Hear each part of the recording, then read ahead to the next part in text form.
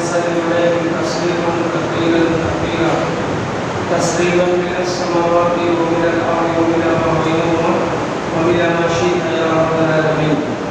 اللهم صل على محمد وعلى ال محمد كما صليت على ابراهيم وعلى ال ابراهيم انك حميد مجيد. اللهم بارك على محمد وعلى ال محمد كما باركت على ابراهيم وعلى ال ابراهيم انك حميد مجيد. قال الله تبارك وتعالى ولا تلقوا بايديكم الى التهلكه ولا تقتلوا انفسكم ان الله كان بكم رحيما. پہلی آیت سورہ بقرہ کی ہے اور دوسری آیت سورہ نساء کی ہے. حضرت گرامی، میں جس موضوع پر تھوڑی سی بات آپ سے کرنا چاہتا ہوں وہ ہے نشہ کرنے والی چیزیں، منشیات نشہ کرنے والی چیزیں. اسلام نشہ کرنے والی چیزوں کے بارے میں کیا حکم دیتا ہے اور اس کی تعلیمات کیا ہے. پہلی بات، اسلام ہمیں اس بات کا حکم دیتا ہے کہ ہم پاکیزہ چیزیں کھائیں، ہم نفیس چیزیں کھائیں، عمدہ چیزیں کھائیں. اللہ نے فرمایا وَيُحِلُّ لَهُمُ الطَّيِّبَاتِ وَيُحَرِّمُ عَلَيْهِمُ الْخَبَائِثَ. یہ رسول لوگوں کے لیے پاکیزہ چیزیں حلال کرتے ہیں اور خبیث چیزیں حرام کرتے ہیں. تو جتنی پاکیزہ چیزیں ہیں سب امت محمدیہ کے لیے حلال ہیں.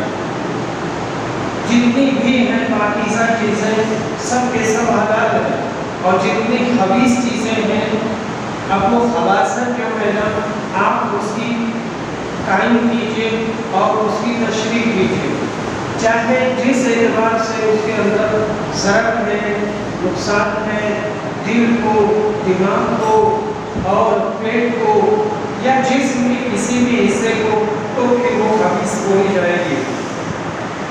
اور سورہ بقرہ میں اللہ نے فرمایا تھا وَلَا تُلْقُوا بِأَيْدِيكُمْ إِلَى التَّهْلُكَةِ وَلَا تُلْقُوا بِأَيْدِيكُمْ إِلَى التَّهْلُكَةِ. تم اپنے آپ کو ہلاکت میں نہ ڈالو. تو ہلاکت بھی عام ہے، چاہے جس اعتبار سے ہلاکت آئے، چاہے جس طرح سے وہ ہلاکت حرام ہے، اور مسلمانوں کو اپنے آپ کو ہلاکت میں نہیں ڈالنا چاہیے. اور سورہ نساء میں فرمایا وَلَا تَقْتُلُوا أَنفُسَكُمْ. تم اپنے آپ کو قتل نہ کرو. إِنَّ اللَّهَ كَانَ بِكُمْ رَحِيمًا. اللہ تمہارے اوپر رحم کرنے والا ہے.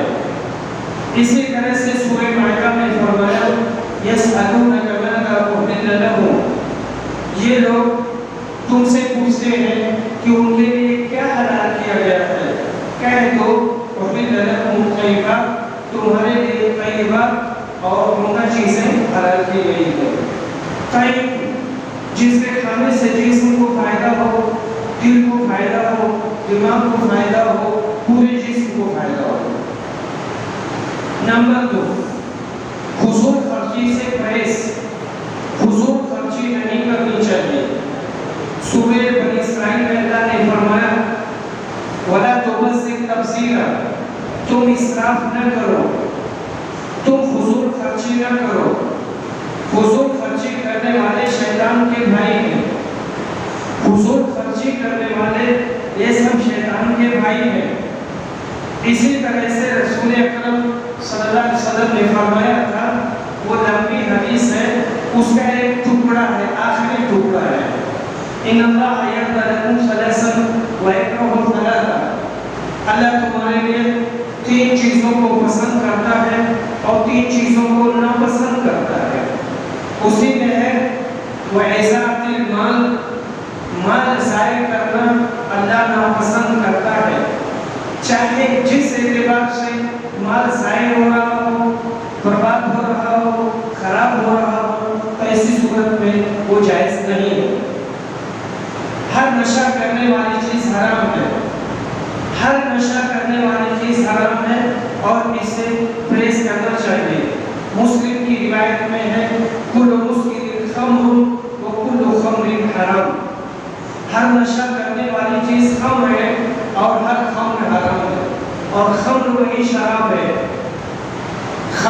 وہی شراب ہے اور یہ حرام ہے اور اسے استعمال نہیں کرنا چاہیے۔ دوسری جگہ فرمایا کل مسکر حرام، ہر نشہ کرنے والی چیز حرام ہے۔ حضرت عائشہ رضی اللہ عنہا کی روایت میں ہے کل مسکر حرام، ہر نشہ کرنے والی چیز حرام ہے۔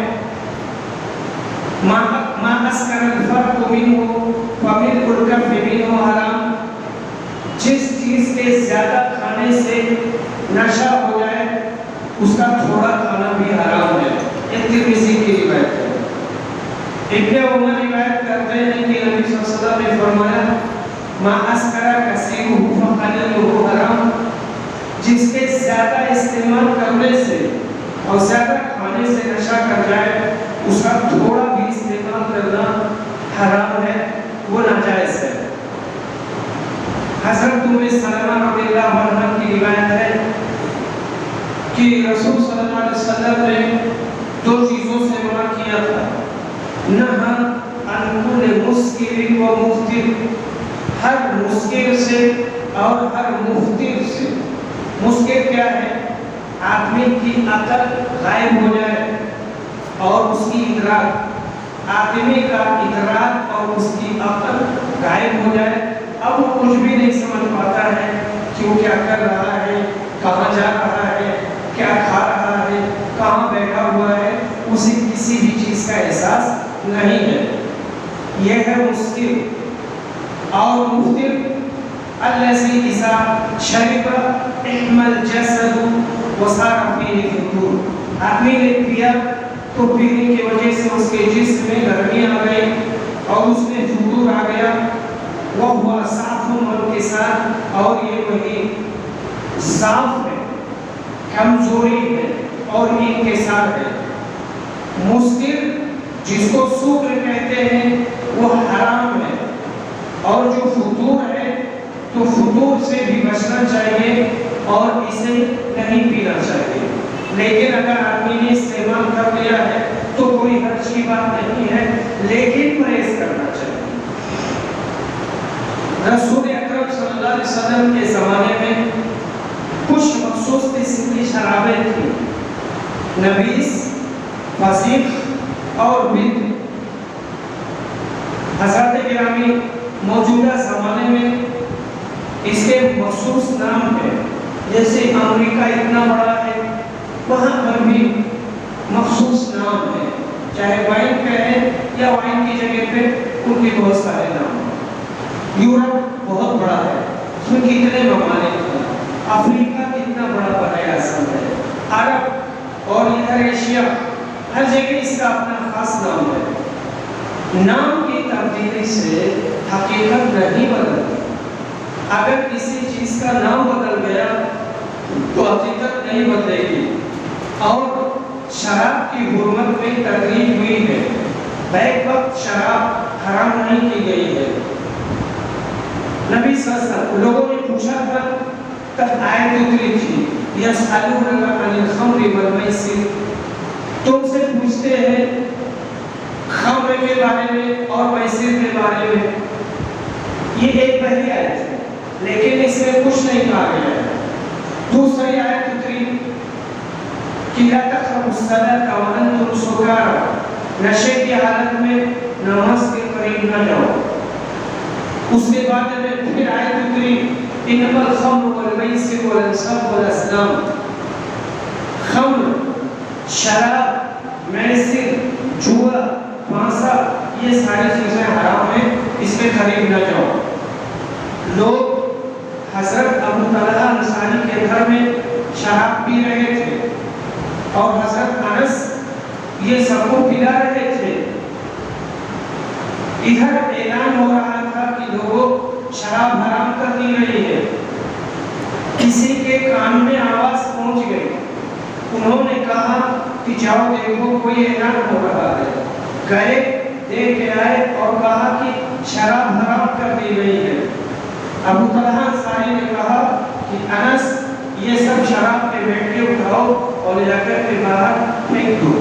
انہوں نے اٹھایا اور لے جا کر کے جو سڑک تھی، اصل میں وہ لوگ جو سڑک بناتے تھے تو چوڑی سڑک ہوتی تھی اور دائیں بائیں پانی بہنے کی جگہ ہوتی تھی، اسی میں پڑک دیا اور پھر اس کے بعد میں شراب پھینک کر کے اور چلے آئے۔ مسلم میں کتاب الاشربہ میں یہ بات پائی جاتی ہے کہ شراب بہتی تھی، یہ بات بالکل صحیح ہے۔ کئی بار لوگوں کی سمجھ میں یہ مسئلہ نہیں آتا ہے کہ کیسے شراب بہتی تھی، یہ صحیح ہے۔ اتنی کثرت سے وہ لوگ شراب پیتے تھے کہ جب حرام کی گئی تو اس کے بعد میں سب لوگوں نے لے جا کر کے وہیں پھینک دیا تو شراب بہنے لگی۔ حضرت شراب کی فیکٹریاں جیسے ہم لوگ ہندوستان میں ہیں، یہ اقلیت مسلمہ ہیں، یعنی ہم لوگ اقلیت میں ہیں، یہاں پر ہم کام فیکٹری میں نہیں کر سکتے، شراب کی فیکٹری میں ہم کوئی بھی کام نہیں کر سکتے ہیں، لیکن جو دوسری فیکٹریاں ہیں جہاں حلال کام ہوتا ہے، ساری چیزیں حلال ہوتی ہیں، وہاں ہم نوکری کر سکتے ہیں، چاہے ڈرائیونگ کرنا ہو یا کسی بھی طرح کا کام ہو۔ اگر کوئی شراب پیتا ہے تو اس کی سزا ہے 40 کوڑا، اس کی سزا ہے۔ غیر اسلامی ملک جیسے ہندوستان ہے اور دوسرے بہت سے ممالک ہیں تو یہاں پہ حدود کی تنفیذ نہیں ہوگی، حد نہیں جاری کریں گے۔ جہاں اسلامی مملکت ہے، وہاں جہاں کورٹ ہے، کچہری ہے، قاضی ہے، وہاں پر اس کی تنفیذ کی جائے گی۔ حضرت بیڑی، سگریٹ، تمباکو، گوا، پان پراگ یا اس گروپ کی جتنی چیزیں ہیں وہ سب کے سب حرام ہیں۔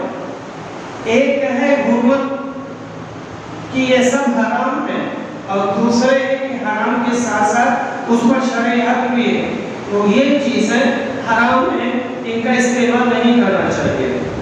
اللہ نے فرمایا وَلَا تُلْقُوا بِأَيْدِيكُمْ إِلَى التَّهْلُكَةِ، تم اپنے آپ کو ہلاکت میں نہ ڈالو۔ تو جو لوگ بیڑی، سگریٹ، تمباکو، گوا، پان پراگ کا اس قسم کی چیزیں استعمال کرتے ہیں، انہیں کبھی نہ کبھی دقت آتی ہے اور پریشانی آتی ہی ہے۔ وَلَا تَقْتُلُوا أَنفُسَكُمْ إِنَّ اللَّهَ كَانَ بِكُمْ رَحِيمًا، تم اپنے آپ کو ہلاکت میں نہ ڈالو، تم اپنے آپ کو قتل نہ کرو، اللہ تعالیٰ تمہارے اوپر رحم کرنے والا ہے۔ رسول صلی اللہ علیہ وسلم نے ہر مسکر اور مفطر سے منع کیا ہے، منع کیا ہے ہر مسکر سے، نشہ کرنے والی چیزیں اور ہر مفطر سے۔ حضرات یہ باتیں ہو گئی، اب اس کے بعد میں یہاں ہم فقہا کی کچھ باتیں پیش کریں گے۔ فقہا میں سب سے پہلے محمد العینی، وہ کہتے ہیں 4 اسباب کی بنا پر یہ حرام ہے۔ اطباء اس بات کی صراحت کرتے ہیں کہ شراب حرام ہے، اطباء اس بات کی صراحت کرتے ہیں کہ یہ مخدرات میں سے ہے، یعنی نشہ کرنے والی چیزوں میں سے ہے۔ اسی طرح سے ان کی یہ صراحت ہے کہ یہ بدبودار ہے۔ من اکل سومن او بصر، جو لہسن کھائے یا پیاز کھائے وہ ہماری مسجد میں نہ آئے یا ہماری مسجد کے قریب نہ آئے۔ اسراف اور فضول خرچی ہے۔ ان 4 اسباب کی بنا پر اسے نہیں استعمال کرنا چاہیے اور اسے نہیں کھانا چاہیے۔ حضرت جو گٹکھا ہے، یہ اصل میں گٹکھا کا نہیں کھا، تو یہ گٹکھا ہے، یہ تمباکو سے بنتا ہے۔ اس کا اثر تیز کرنے کے لیے مختلف قسم کے کیمیاء اس میں داخل کیے جاتے ہیں، اور جس برتن میں بناتے ہیں وہ برتن بھی صاف نہیں ہوتا ہے، وہ گندا ہوتا ہے۔ خراب قسم کا تمباکو، جانوروں کا خون، کانچ کے ٹکڑے اور زہریلے اور نشیلے کیمیکلز، یہ سب اس میں ڈالا جاتا ہے۔ جانوروں کے پیشاب کا چھڑکاؤ کیا جاتا ہے۔ گٹکھا تیار ہونے کے بعد مخصوص طریقے سے اسے سکھایا جاتا ہے. جب اسے سکھا لیا جاتا ہے تو اس پر پیشاب کا چھڑکاؤ کیا جاتا ہے. پیشاب کا چھڑکاؤ کرنے کے بعد میں پھر جب ان کے میعاد پر آ جاتا ہے تب اس کے بعد اٹھا کر کے مخصوص انداز میں پیکٹ تیار کی جاتی ہے. ٹھیک اسی طرح سے نشہ کی ایک چیز ایم ڈی، یہ ڈاکٹروں کی ایم ڈی نہیں کہ بی او ایم ایس کرنے کے بعد میں پھر وہ ایم ڈی کرتے ہیں اور ایم ڈی کرنے کے بعد میں پھر وہ علاج کرتے ہیں، ان کی حیثیت بڑھ جاتی ہے. یہ جو ایم ڈی ہے نا ایک مخصوص قسم کا صفوف ہے.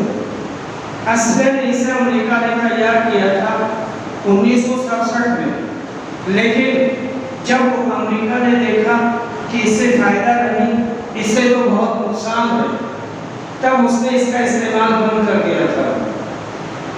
ایم ڈی میں ہوائی جہاز کے شیشوں کا برادہ بھی ملایا جاتا ہے اور کیا کیا چیزیں اس میں ملائی جاتی ہیں، لیکن ایک کسی بھی حیثیت سے فائدہ مند نہیں ہے.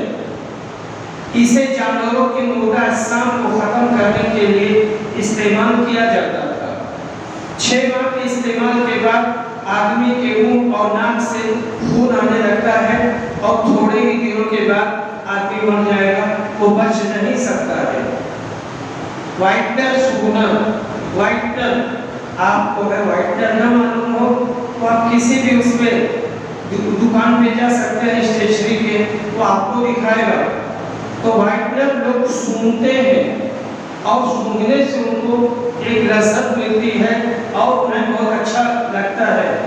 وائٹنر بھی نہیں سونگنا چاہیے. کلوریکس سیرپ کا استعمال، کلوریکس تو اس کا بھی استعمال نہیں کرنا چاہیے. عام طور سے میں نے اس کو دیکھا تھا کسی زمانے میں 1985 سے 89 90 تک اور 90 91 میں مدینہ میں اور ریاض میں جب ہم وہاں پڑھتے تھے تو یہ چیز وہاں دکھتی تھی. ہم بھی اس کو بہت زیادہ پیے ہوئے ہیں. سگریٹ نوش کی امامت کا مسئلہ، جو لوگ سگریٹ نوشی کرتے ہیں تو ان کی امامت کا کیا مسئلہ ہے، تو اس سلسلے میں کہتے ہیں کہ لا تجوز امامت من یشرب التمباک، جو آدمی بیڑی پیتا ہے، سگریٹ پیتا ہے، تمباکو کھاتا ہے، اس کی امامت درست نہیں ہے. ولا یجوز الاتجار به، ان چیزوں کی تجارت بھی صحیح نہیں ہے. ولا بما یسکر، اور ان چیزوں کی بھی تجارت صحیح نہیں ہے، جائز نہیں ہے جو نشہ آور ہے. شیخ ابن باز رحمہ اللہ کہتے ہیں اما امامت شارب الدخان وغیرہ، جو لوگ بیڑی سگریٹ وغیرہ پیتے ہیں ان کی امامت کا جہاں تک مسئلہ ہے تو ان جیسے لوگوں کو امام نہیں بنانا چاہیے، بلکہ مشہور یہ ہے کہ امامت کے لیے نیک اور اچھے آدمی کو امام بنائے، جو دیندار ہو، جس کے اندر استقامت ہو، کیونکہ امامت کا مسئلہ بہت اہم ہے. یہ شیخ ابن باز رحمہ اللہ کا کہنا ہے. اب آئیے دیکھتے ہیں کہ چھوڑنے کا طریقہ کیا ہے. دیکھیں میں نے بہت مختصر میں بہت بڑی بات کہنے کی کوشش کی ہے. چھوڑنے کے سلسلے میں کہتے ہیں صرف دل سے توبہ، آدمی صرف دل سے توبہ کرے، عزم مصمم کرے، پکا ارادہ کرے کہ اب نہ تو شراب پیے گا اور نہ ان چیزوں کو استعمال کرے گا. تدریج کے ساتھ کم کرنا. اگر بیک وقت میں نے باتیں کہی، بیک وقت آپ میں سے 1 2 4 بیٹھ گئے اور میرے اب نہیں پیئیں گے تو یہ نہیں ہو پائے گا. 1 آدھ دن کے بعد میں پھر ان کے یہاں بہت دقت آئی گی اور بڑی پریشانی ہوگی. تدریج کے ساتھ کم کرنا اور چھوڑنے کے بعد دوبارہ ہاتھ نہ لگانا. بیماروں کو دیکھ کر عبرت پکڑنا. کتنے بیمار ہیں، کتنے پریشان ہیں جو بیماری میں مبتلا ہیں اور ان کی بیماری کو دیکھ کر کے ہمیں عبرت پکڑنی چاہیے اور دیکھنا چاہیے کہ فلاں اس کو کینسر ہو گیا، فلاں اس کو ٹی بی ہو گئی، فلاں فلاں فلاں. تو ایسی صورت میں پھر آدمی کسی بھی نشہ والی چیز کے قریب نہ جائے اور وہ اپنا معاملہ اپنی صحت کو ساری چیزیں اچھے ڈھنگ سے کرے. یہ اتنی باتیں تھیں جو میں نے آپ کے سامنے پیش کی.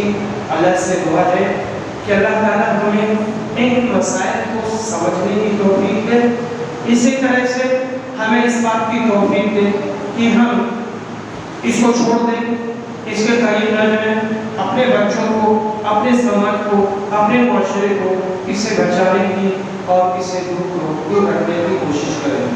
قال اللہ تعالیٰ ان اللہ وملائکتہ یصلون علی النبی یا ایھا الذین آمنوا صلوا علیہ وسلموا تسلیما اللهم صل علی محمد وعلی آل محمد كما صليت على ابراہیم وعلى آل ابراہیم انک حمید مجید. اللهم بارک علی محمد وعلى آل محمد كما بارکت علی ابراہیم وعلى آل ابراہیم انک حمید مجید. عباد اللہ رحمکم اللہ ان اللہ یأمر بالعدل والإحسان وإيتاء ذی القربى وینہی عن الفحشاء والمنکر ولذکر